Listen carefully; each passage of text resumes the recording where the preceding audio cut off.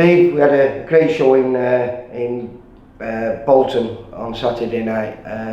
Should have been a return for Jack Cullen, but unfortunately injured himself and couldn't. A little bit disappointed, but actually the show ended up being really, really good, mate, from start to finish. Yeah, it was a mix and match, as you say. You know, it was really only done the show to make sure we got Jack Cullen out, and a quick win for him, but he got a little niggle which unfortunately had to pull him out. But you know, he'll just have to go into the fight with Mark Effin for the British title without a little warm up. But you know, he's an experienced fighter, so it's not a problem.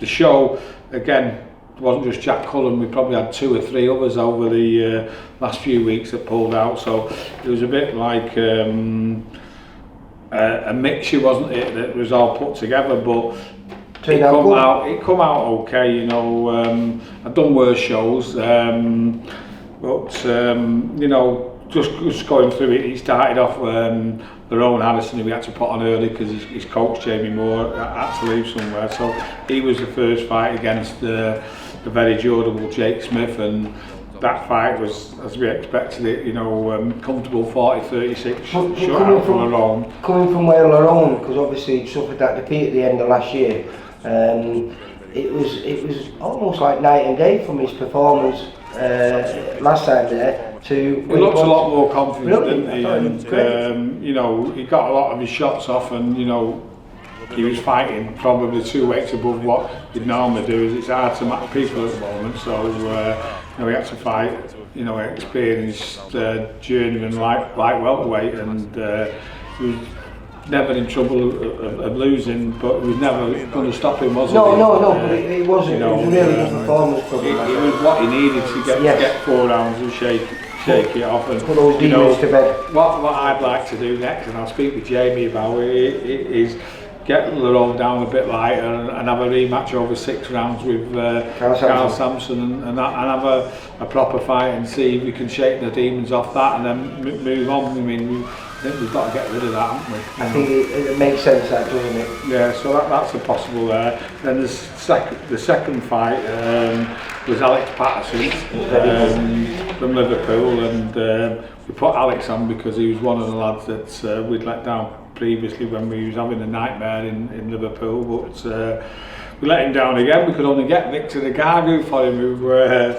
he was a nightmare, and nobody wants to fight him, but he's probably the busiest journeyman out there because there's not many about that weight, and he pops in and he's awkward, but to be fair, I said to Alex, he hit him with as many clean shots as I've seen anybody. I thought it was a fantastic performance, like you say. To look good against Victor is very hard, and he looked very good. Yeah, that's what's pleased me about it, you know. So he's got that test out of him because everyone seems to get him at that weight, and he's done all right, yeah.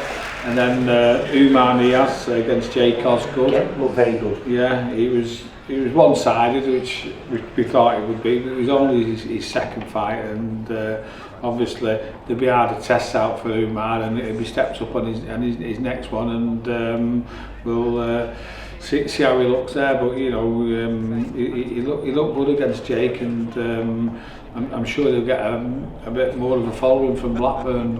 No, I was impressed with him. I thought he boxed really well, really controlled. Yeah, and then we had Staphos from Greece, who trains with Dave Diggers, and you know, we took a debutant, and it's always difficult because you don't know what you're getting with debutants, James Candlish, and when I seen the shape he was in, I was thinking, Christ, we could be in a bit of trouble here, but fair play to Stafford, he never moaned about the opponent, he got in, and you know, he's all action, isn't he? He just wants to kill them, and he was out and about, and fair play to James as well. He took everything that was thrown at him, and we know he can punch a bit, the Greek kid. So it ended up being an entertaining fight, and you know, he set up for the only stoppage of the night, didn't it? The next one when Lennox come out, and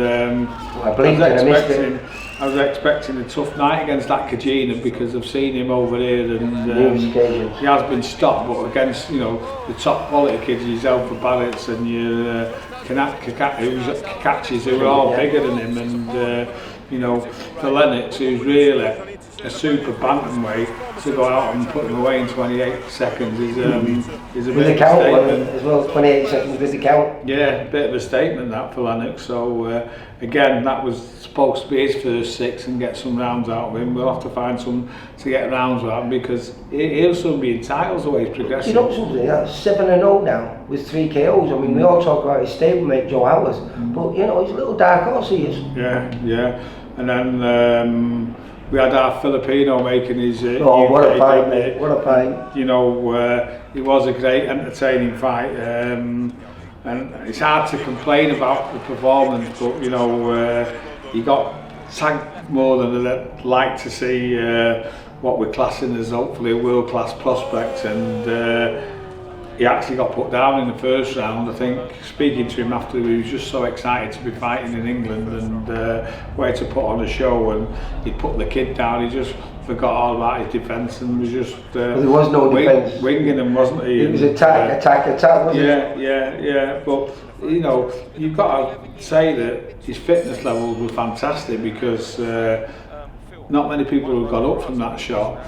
But within 5 seconds of him getting up with his leg gone, he was out, you know, chucking the big dynamites, wasn't he? And he managed to do that for the 6 rounds. He was still going, and I know he hurt him a few times to the body in the 5th and the 6th, but fair play to that Darwin Martinez. What good kid, him, you know. What a very good, tough guy, and a good boxer as well, because he was like reading the bombs and countering, wasn't he? And I think Michael will settle down, and you know, we're going to put him on in Blackpool, so that'll be a treat for all the Blackpool fans who are coming out to watch him, and hopefully a more cultured but hopefully still entertaining fight will get. And he's such a nice lad as well, isn't he? Really nice guy. That's one of the reasons why I want to help him. Yeah. You know, he's very good in it. Never so smiling. Then Ashley Moran v Jordan Gannon. Very good performance by Ashley. Again, Ashley looks a mature pro, didn't he? And it's only his 3rd fight, and they've been packed in as well, you know. So I think it was his 3rd fight in 6 months he's managed to get him. Yeah, and he's due out again in September. So I spoke to him yesterday and I said, look, after that one we'll give you a bit of a rest, because he's not just been in the gym all the time. It's hard selling tickets, isn't it, to the people at the moment, if he's active as that. And then what was the top of the bill then, Reese Woods, Owen Kirk, which is 2 VIP kids. It delivered though, didn't it, mate?